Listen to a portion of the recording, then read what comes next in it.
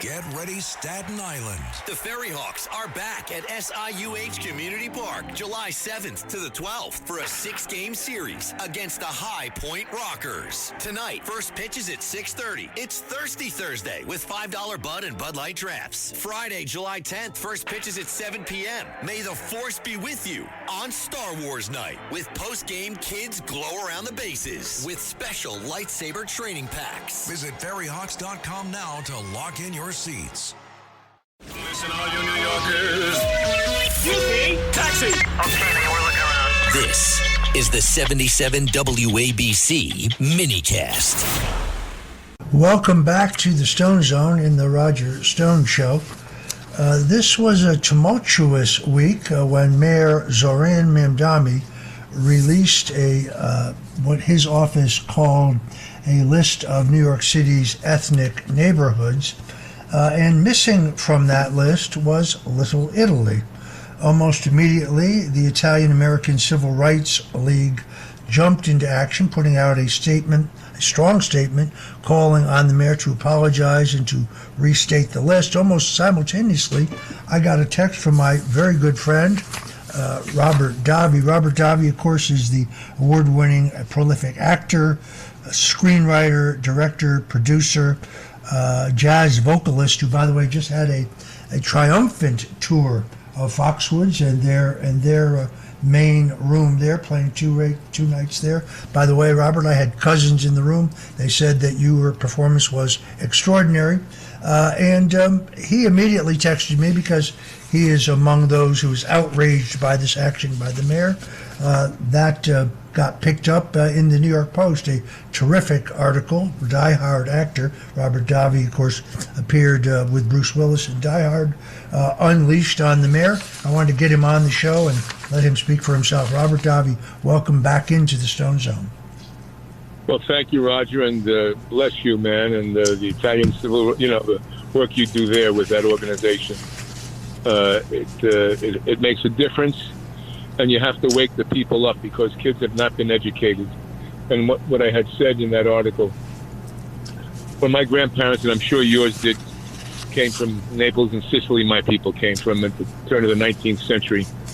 The Italian Americans came into this country and we were taught, speak of the English, this is America. Work hard, you can do something. My grandfather, my father, he enlisted in World War I. He was critically wounded 3 times, got an oak leaf cluster and 3 Purple Hearts, went back into theater in the U.S. infantry. He worked on those buildings, as many of my uncles did, high-rises where Italian Americans and Irish and Jews and Germans and Dutch fell down from those towers building. There were less than 100 Muslims in New York City at the time. And this is not a rant, as I said initially, against Muslims, against Indians, against any other ethnic sensibility. It's a rant against Mandami's Marxist philosophical upbringing and where he was engendered from. His father, Mohammed Mamdani, was a Marxist.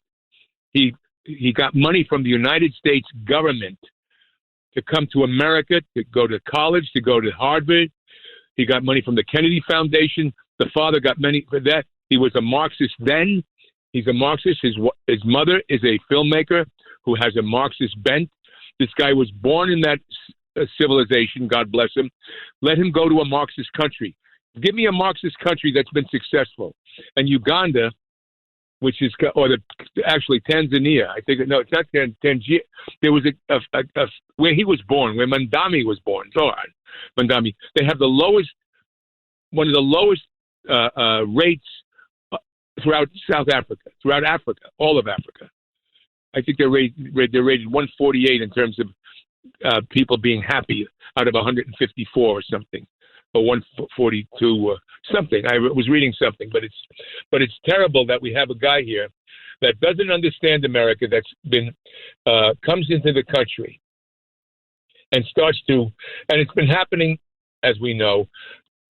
Look, I've played many different characters. I've researched many different things. I played a Palestinian. I played an Orthodox Jew. I've done lots of different things. I have an understanding of what's going on politically with the social democratic families. David Horowitz, one of my first political mentors, comes from a Jewish, communist, Marxist family. He was part of that whole system. He wrote a book called Radical Islam and the American Left years ago called Unholy Alliance that people don't know about. People have to understand to see what's going on. And it's nothing against Muslims or anyone like that. It's about a political philosophy that's infected Catholicism, Islam, and everything else that wants to bring in this racial bigotry and communists that split everybody apart. And this guy takes a place like Little Italy, where I think the San Gennaro Festival, which you're involved with sometimes, Roger, and the Italian Civil Rights League, for years, for decades. And to ignore that, now I hear they put it back on the map. But still, there's Irish and Jewish neighborhoods that are not on the map, and I'm all for nice immigrants, everything, but what's going on in New York is disgusting. I feel like running for mayor. I feel like moving back to New York and running for mayor because I don't think anyone's speaking out strong enough against AOC, against Bernie Sanders, and against him, because there's a seductive aspect to this that went in through education. Mandami's father is teaching at, I believe, Columbia, making $300,000 a year, where in Uganda, when he was a teacher, he was making maybe $15,000 a year. You come to America, and you can have opportunity. And he sits there with his little smiley face, that smirky little face that he has, spoon-fed, whatever he's talking about. He believes, I'm sure he believes what he believes. But you cannot ignore the vibrancy of meritocracy and stop separating the people, the rich and poor game, that the Marxists do so well, that's their whole game plan. And yet when they have a country, everyone is in a worse position than they started. And that's what will happen to this great, beautiful city of New York, that our grandparents and great-grandparents and many others helped build those beautiful skyscrapers. I totally agree with you. The Italian American Civil Rights League named you as one of their Men of the Year only 1 year ago for your outspoken advocacy and your defense of our culture, our history, and the important role that Italian Americans played in making this country great. Mike Crispy, a great friend of ours, was quoted last week when he said, "This was not a clerical error. This was cultural erasure. Little Italy's sacred ground. It's where Italian immigrants came with nothing, worked hard, opened shops, raised families, built churches, fed the city, and helped make New York what it is today." I think that hits it right on the head. This wasn't an oversight, although I did think it was kind of humorous that the mayor, who's one smooth character, kind of like Barack Obama, he's selling hope and change, doesn't really tell you what that is.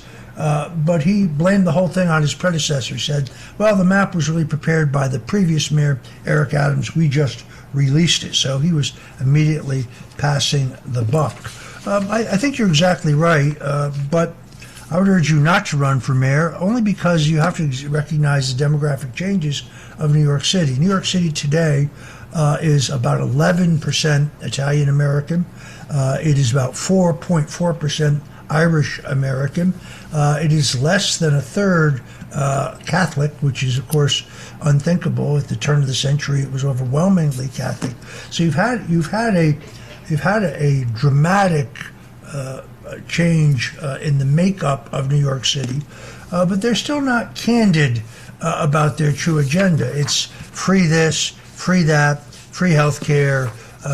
Pretty soon it'll be free food. They're going to nationalize, or in this case, have the cities take over the grocery stores. I saw a great statement by Vicky Palladino, city council member from New York City, who basically says we're in a soft secession under Zohran. In other words, he considers New York to be an independent city-state with its own foreign policy, its own immigration policy, its own economic policy. Doesn't really recognize the authority of the federal government, except to the extent that he can extract money or political wins from it. They intend to use the resources and authority of New York City to wage war against the federal government and the rest of the county. This is what the Democratic Socialists are quite open about. That's what they really plan to do. Colluding with the Iranians, as someone we found about yesterday. He actually had people in his administration who were going to meet with the Iranian ambassador. By the way, that's a violation of the Logan Act. You can't have your own foreign policy. It's a capital crime. But of course, he won't get called out on it because he's on the left.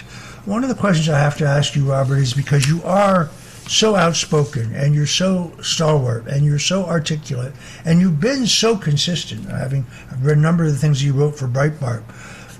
To what extent has that really hampered your career in terms of juicy roles and your opportunities for employment in today's Hollywood? Well, first, it has hurt. And I'm going to pick up one thing about David Horowitz, whose families were communists. He was a communist, and then in the 1970s, he understood what they were doing with the socialist, democratic, and the dialectical materialism was manipulating the youth and how dangerous it was. And he wrote a book called Radical Son. I'm sure you know David Horowitz. Yes, of course. And Radical Son is another book where he showed, and people should understand this. They should be taught in universities, these young kids and these socialist Marxists in New York City should understand what these policies lead to. Yes, I've been hurt politically, career-wise. My agent will call up. They're interested in you this. They want to know your figures and all of that. But in spite of that, I've been doing films. I did season 4 of Tulsa King with Sylvester Stallone. That'll be coming out in October. I did the whole season 4. I play a tough character. His name is Turco, and he's very, very volatile, and it'll be interesting. And then right after that, I did a film that was directed by the man who wrote Green Book, who won 2 Oscars, with John Travolta, called That's Amore, where I play Danny Amore, who's a nightclub singer, and Mira Sorvino plays my daughter, who falls in love with John's character, and Chaz plays John's father. Terrific film. We just finished it, and it's an old-fashioned, really with tons of music. John sings and dances. So that way I've been good, and I've got a film coming out in August called Bad News on the Doorstep, of all, a period piece. But yes, it has hurt in many, many aspects, Roger.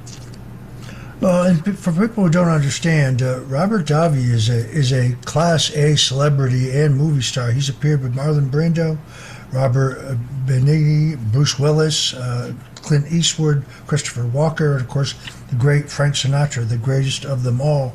And it has to be difficult, but he has been incredibly outspoken. That's why the Italian American Civil Rights League named him as one of the men of the year. By the way, if you're interested in joining Robert and I, we're both members of that organization, you go to IACRL.org, IACRL.org, Italian American Civil Rights League.org. It is a totally voluntary nonprofit. There's nobody making $1 off of this. Everybody contributes their time. And if Mandami intends to try to remove the statue of Christopher Columbus, which I would almost bet anything he's going to try to do, we will be in court the very next day. The next day. Thank God. And that's happening all over the country. That's happened in Syracuse. I helped them in Syracuse. There's a thing that's been there since 1923 or even prior, that the again, and I don't understand how these Marxists get into and I'm all for indigenous people. Have Indigenous Peoples Day another day, not Columbus Day. Columbus never had a slave. Do you understand that, kids? He never had a slave. Columbus didn't have a slave, and he didn't start war with the Indians. It came afterwards. Columbus had nothing to do with that aspect. As a matter of fact, he was on a boat back to Spain and being kind of reprimanded because he wasn't that way. So people don't know the true history of Columbus. They know this dialectical materialism that these guys throw off. And Noam Chomsky, you know, you've got the, what's his things, linguistics. And this is what happens. This is what Mandami's father's a genius at. The mother is a genius at that because of the filmmaking and being able to infect it. So this kid comes here when he's 7 years old, bathed in that like Frank Marshall did to, from what I understand, Obama had the same kind of upbringing. And when Michelle Obama came, remember, this is the first time I'm proud of America. Well, come on. The Italians were called lower and dirtier than the Negro in 1906 by the New York Times. There were more lynchings, but my grandparents, I couldn't get into some waspy golf clubs because I was a greaseball Dago wop. But I didn't give a red rat's ass. I says, this is a thing. I can make my opportunity. They'll change. But yet they put this victimized mentality, and guys that have rent. There are people from other countries that are living off of America, getting welfare, getting Social Security, getting aid, and they're not paying their rent for some of these guys in New York City and other places. And they skip along. And that's another terrible thing, what's happening. The way the entrepreneur, and they want to say, and not slumlords, because I did a film called Mott Haven, in the thick of it all, where gentrification was happening. And those buildings that some people were living in were decent, good buildings, well kept, clean, and people weren't paying their fair share. I love it when Robert Davi gets on a rant. We're going to come back with more of him in just a minute. We're going to take a quick commercial break. Welcome back into the Stone Zone. We're talking to the international multi-dimensional star, Robert Davi, actor, screenwriter, director, producer, and an incredible jazz vocalist. I have little doubt that his forceful remarks regarding Little Italy being not present on the list of ethnic neighborhoods released by the mayor played a major role in the mayor's almost immediate retreat. And of course, then he blamed it all on his predecessor, Mayor Eric Adams. Point of personal privilege, because I cannot resist. As I pointed out earlier, Robert Davi is a movie star of the first rank, and he had the opportunity to appear opposite Frank Sinatra in the telefilm Contract on Cherry Street. Now, I'm fascinated by Old Blue Eyes, the chairman of the board, and in the few minutes we have left, Robert, I have to ask you, what was it like to work with the great man, and what was he like? It was marvelous. He and I became fast friends. Even Frank Jr., before my shows, Frank Jr. was interviewed on a radio show, and he talked about my relationship with the father and pleased that I was doing the music. Frank was so supportive of me as a young actor. My agent couldn't get me a meeting. I walked up to casting on my own, and I wound up co-starring with Sinatra after I got fired from Fiorello's in New York City in the 70s, unjustly, and then we all had dinner there. Frank heard the story from Harry Guardino. We wound up having dinner there, and someone very New York savvy was with us and came back, left the table we were at Fiorello's. I mean, it was a funny experience, Roger. I'll tell you in person sometime about it. And the guy comes back to the table with an envelope and puts it on in front of me. I go, "What's this?" He goes, "Open it." It was a check. I go, "What is this?" He goes, "That's your severance pay," because I was unjustly fired. But Frank knew I was a forceps baby. He was sensitive. He was aware. And over the years, he would be supportive of me. And the big thing, recently because of that rant with Mandami, a black pastor, Pastor Ben or something on X, I don't know if he's a pastor. I don't know what he is. But he criticized me as being a bigot. And I had to say that Frank Sinatra in the 1946 did a film called The House I Live In, and a song. And that was against anti-Semitism and racial bigotry. As we knew, who grew up at that era, Frank Sinatra was a beacon of fairness. He was no bigot. He taught the Italian community. He understood the struggle the Italian community went and the closeness we had to the black relationship. As Quincy Jones also was very affectionate toward me. So when you say something that goes against their political apparatus, which there's a lot of them that for some reason have become Marxists.